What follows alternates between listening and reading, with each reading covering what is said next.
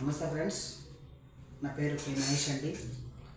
ఈరోజు చాలామంది మనకు పెట్టుబడి అనేది దేంట్లో పెట్టాలి, ఎక్కడ పెట్టాలి అని అపోహలో చాలామంది ఉంటున్నారు. అసలు పెట్టుబడి ఎందుకు పెట్టాలి?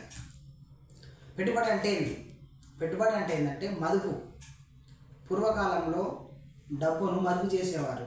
ఎక్కడ అంటే గోతులలో దవ్విపెట్టి, అంటే ఒక ఎవ్వరు చూడనటువంటి ప్లేస్లలో వాళ్ళు దాచిపెట్టేవారు మనీని. ఎందుకంటే మళ్ళీ వాళ్ళ తరతరాలకు ఏదైనా అవసరం ఉన్నప్పుడు ఇవ్వాలనే ఉద్దేశంతో తగ్గిపెట్టేవారు.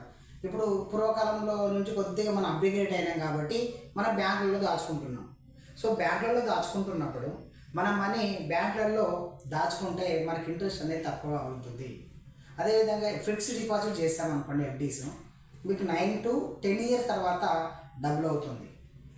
అదేవిధంగా ఒక కారు కొనుక్కుందాం అనుకోండి, కారుకు అప్రిషియేషన్ తగ్గుతూ వస్తుంది. 10 లక్షల కారును మనం 5 years వాడేసరికి దాని డిప్రిసియేషన్ అవుతుంది. అదే మనం కొందరు బంగారు కొంటుంటారు, గోల్డ్ పర్చేజ్ చేస్తుంటారు. గోల్డ్ ఎప్పుడైనా మనం ఒక 20 years బ్యాక్ తీసుకుంటే 6,000 5,000 ఉన్న గోల్డ్ ఈరోజు అప్రాక్సిమేట్లీ 70,000 అయింది. అంటే మించు ఒక 5 times to 10 times మనకు పెరిగింది.